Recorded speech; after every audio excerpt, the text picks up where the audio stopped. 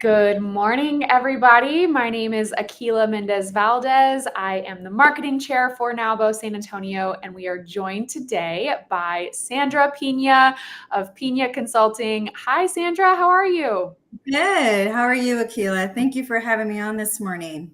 Absolutely. We're super excited to talk to you and love always getting to see your smiling face in the mornings is going to brighten my day for sure. So, tell me a little bit more. Piña Consulting.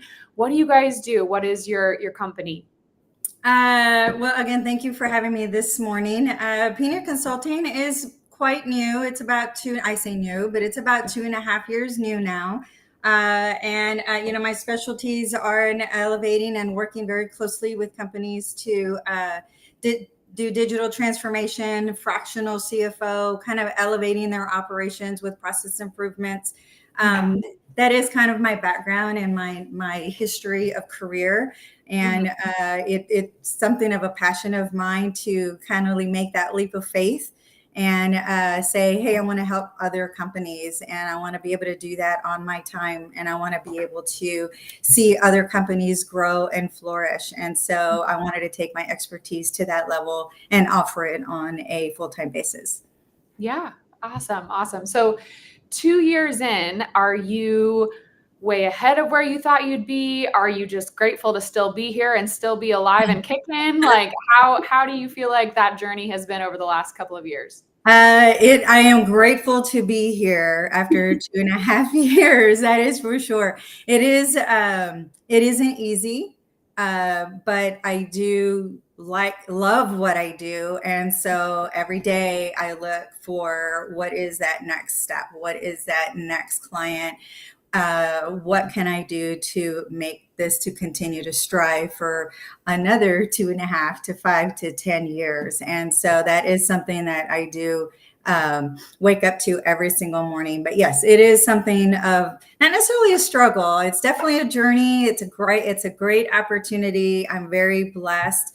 I've had a couple of great clients leading into my 2.5 years. And so I'm extremely grateful to them, and I continue to have relationships with them and continue to consult with them as well. So I have had some really great experiences. So it is interesting for sure to go through this journey. Sometimes I do feel like I'm alone, but I do have a group of women that I can talk to. So that's really helped me through a lot of this. Yeah.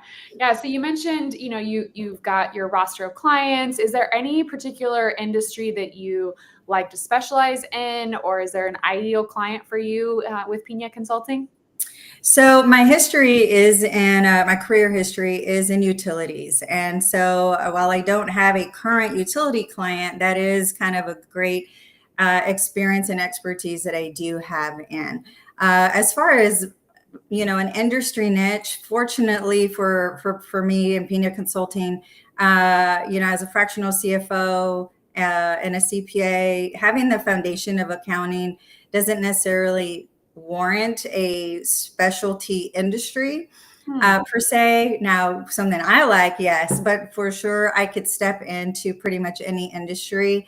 I've had a commercial real estate industry just recently, and it's been a great experience and exposure to that. So laying down some of the foundations that I would with any industry kind of goes far. And then I learn the industry while I'm there and assisting with them. But utility industry kind of has been my background, my expertise. I've been in utilities for probably over 20 years, going into oil and gas, going into construction as well. So those are my top 5 or 4 that I've kind of had my experience in. Amazing. Amazing. What would you say, I feel like the world of CPA, tax, filings, everything can change so quickly, so, year to year. How do you stay on top of all the different, ebbs and flows of regulations? And even right now you see so much going around about make sure you filed your BOI, make sure you filed your how do you stay on top of all those things as they're constantly shifting?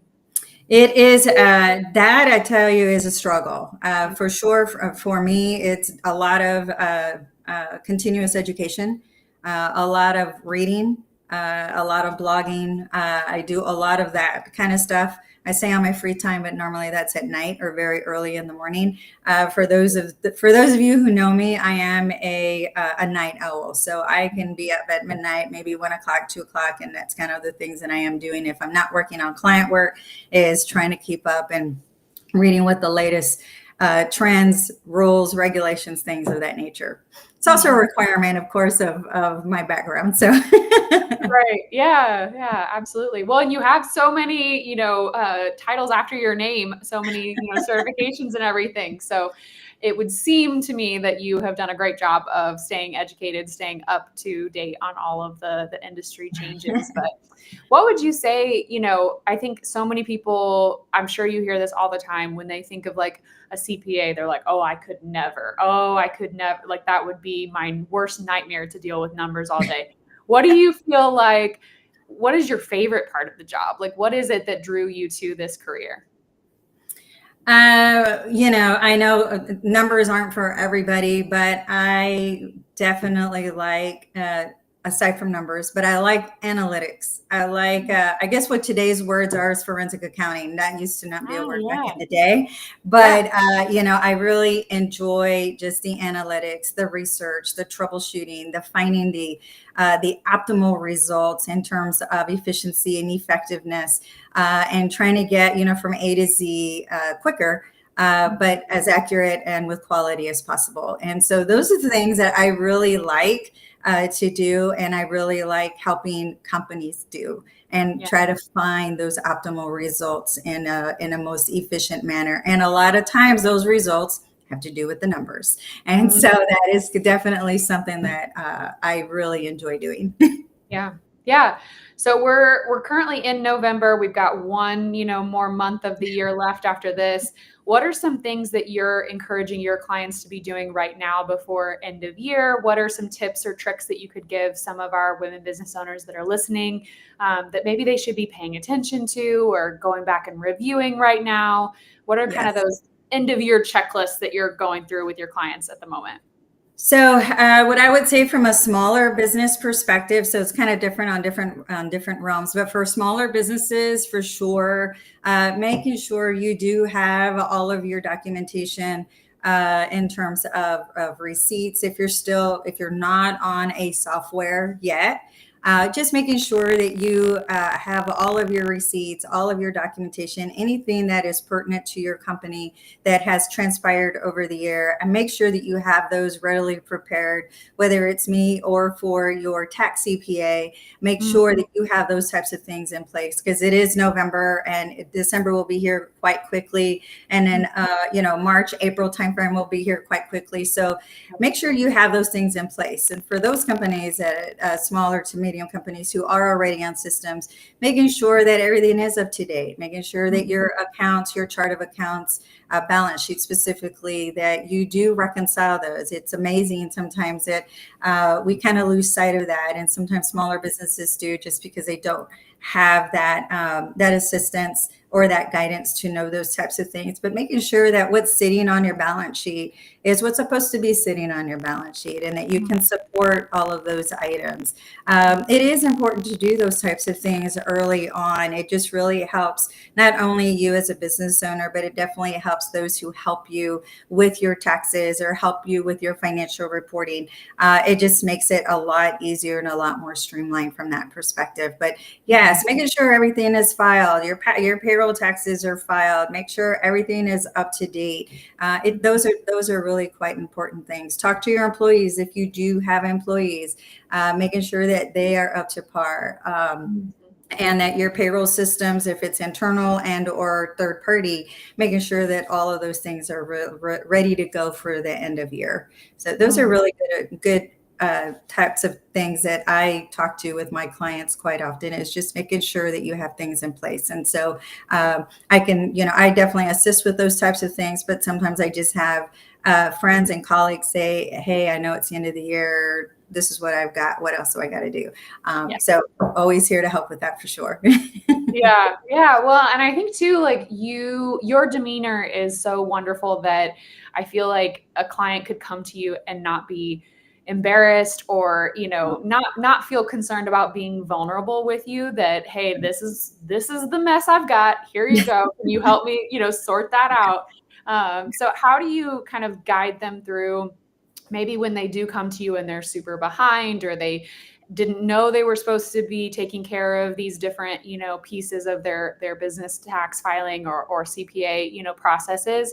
Mm-hmm. How do you guide them through that process without necessarily making them feel, you know, that shame and that, oh my gosh, You know, and that's funny. I have a couple of clients who, and really more colleagues who have said that to me. And I'm just like, you know, this is a journey for everybody, and including myself. And so there's literally nothing to be ashamed of.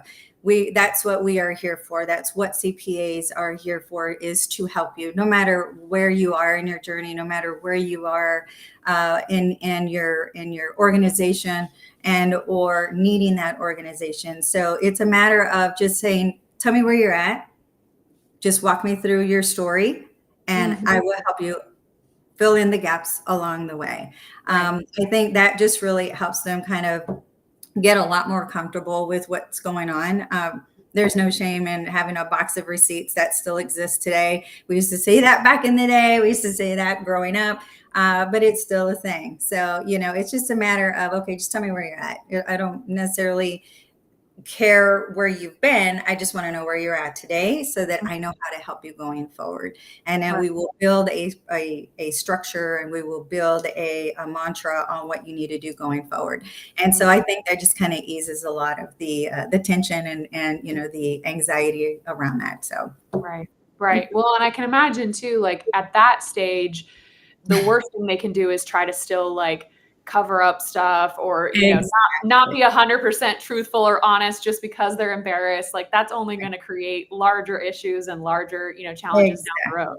Yes, I do definitely say that, you know, make sure you're honest. Make sure you're honest with your CPA. Make sure you're honest with whoever you do engage. But when I talk with my clients, is yes, make sure you just tell me everything.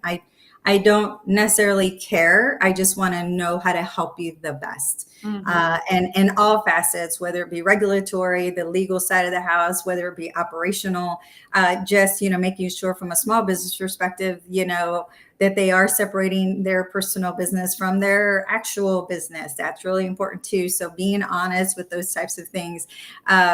I've heard many things. Nothing surprises me these days. And so it's just a matter of just tell me so I can help you.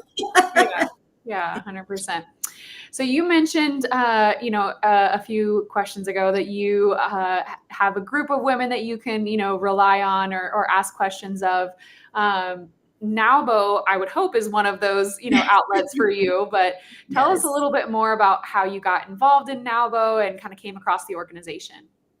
Yeah. So when I started my journey about 2.5 years ago, I started reaching out to, you know, organizations and going to their events. And so when I came across NAWBO, I just really felt something different about attending their events. Before I was a member, and I really enjoyed it. And it led me to go to probably 3 or 4 events when I finally said, you know, I really want to invest some time getting to know this organization and getting to know all the wonderful women that I had already met just as a non-member. And so as I did that, I was like, okay, you know, I think from a new business, it's like pick 1 or 2 organizations that really fit yourself and your vision, and work with that organization. And for me, that was with NAWBO. And so becoming a member with NAWBO, meeting so many different women at different stages of their journey just really helped me. You talked about earlier how clients feel like they could be, you know, embarrassed. Well, that's even myself going into a brand new organization and just feeling, you know, that comfort, and you know, that I belong type of presence within organizations. And that's what I felt with NAWBO, and everybody I spoke to at NAWBO just really helped me feel that way. And so fast forward, I think I've actually been a member a little bit over a year. And so fast forward and meeting so many great women, including yourself, Akila, it's like, wow, I really enjoy being in this organization, so much so that I am now the treasurer of NAWBO. So, and that's been a great experience as well, and even building a more robust relationship with the women. It's not just seeing people at an event. Now it's building some relationships, building some friendships, and that too by itself has really helped a lot from that perspective. Mm-hmm. Yeah. Yeah, 100%. We're very fortunate this year to have not only Shannon Badger as our president, who is a CPA, but then you're on our board as a treasurer and CPA and running your own successful practice as well. So Yes. NAWBO is very financially sound and secure and elevating our game in that capacity all the time. So it's Yes. always great for you guys to have such a wonderful handle on that for our organization. But Yes. do you always feel that sense when you join an organization that you want to jump right in and get involved in how do I, spend my time within the organization? Or was that something that you had kind of a unique relationship with NAWBO for? No, I really kind of looked around at other organizations in San Antonio. And so I was attracted to NAWBO. A couple of meetings in, as a non-member, I was just really attracted to the conversations, to the welcoming, demeanor that everybody had, being, the what I felt was the only person in the room that didn't know anybody. I've always had somebody to come up and talk to me and, introduce themselves. And so it was just so welcoming. And so we make sure as a NAWBO board and as NAWBO representatives that we too kind of pass that along as new women entrepreneurs come in and are deciding whether to join or not, is making sure that we pass along, that welcoming demeanor and provide them any additional information that they may have, and to get them to be part of our NAWBO organization and be, a very strong community and representing the women business owner.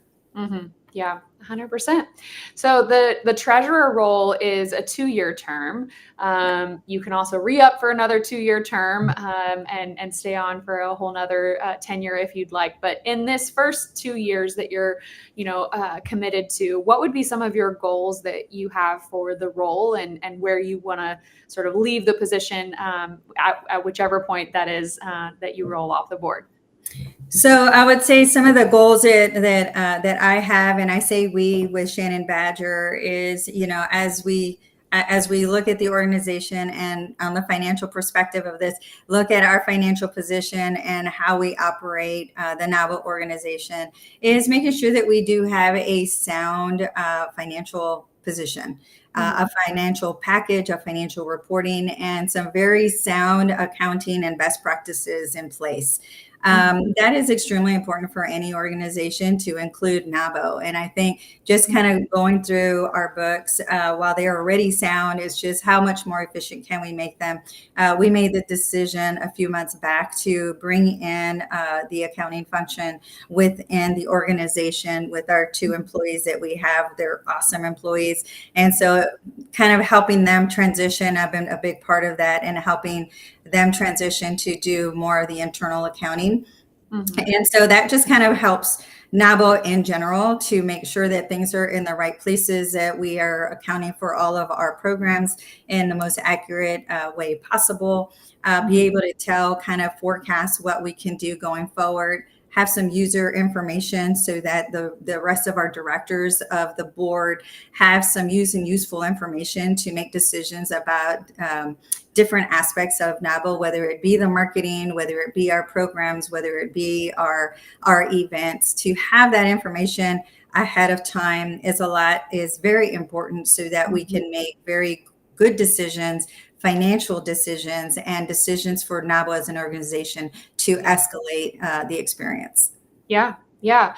And one of the things I think, if you haven't, seen behind the curtain about how the NAWBO organization works from a financial perspective is a lot of people probably have the assumption that, oh, they charge these annual dues and they get to keep all of that and that's their operating budget. And they don't realize that the Yes. vast majority of that goes to national and we only receive a very tiny percentage of that membership due. So really, the income streams for NAWBO are pretty wide ranging between our events, between our corporate partners, Yeah. between all of our different UPS programs where people pay dues to be a part of those specific programs. So it really is a lot of moving pieces for you and your team to keep track of and make sure that our financial projections are accurate.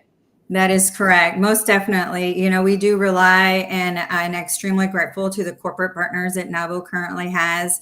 All of the events that are offered through NAWBO and the members and non-members who join those events, those make NAWBO, put us in a different realm and make sure that we can continue to offer those services. So yes, you're right. Those are the things that there's tons of moving parts with all of those different things going on. And so every day is a different day for sure. And working with the NAWBO team and Yeah. making sure everything is in its right places. Right. Yeah. Well, and you also have to, have the challenge of all of the board members submitting all of their budgets, and we all have our wish list. We all have the things that we hope will get approved, and you Yes. have to sort of help navigate, what can we actually do? What can wait until, a year down the road, 2 years down the road. So kudos to you for having a whole lot of, chefs in the kitchen that want, a piece of the pie, if we can keep with Yes. the culinary analogy. But you do a great job of making sure everybody feels heard and, as much as we can, trying to support everybody. Yes. Thank you. Thank you.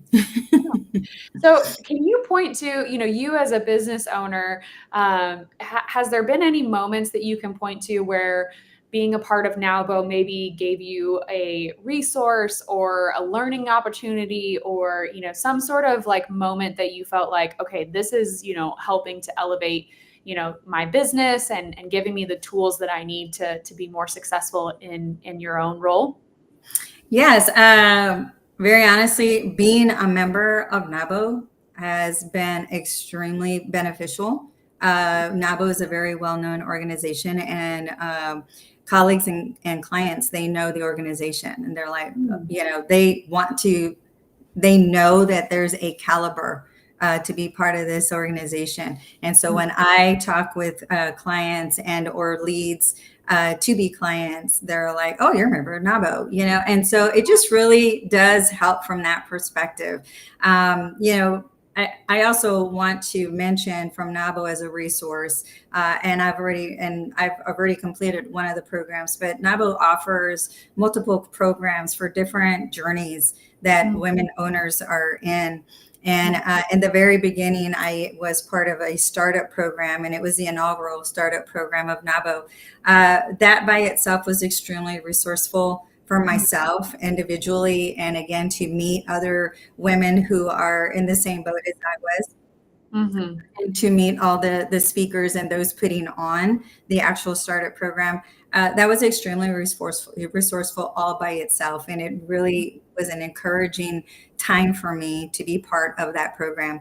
And so, the program I'm currently in is the Digital Up program. And that too is just escalating your business to another point of, bringing in the presence of the social media and the different aspects of the digital world, and how to make sure that you maximize on those, and all of those types of things have really helped me in my business, and know that being part of NAWBO and investing in NAWBO is been a great decision for me and my business.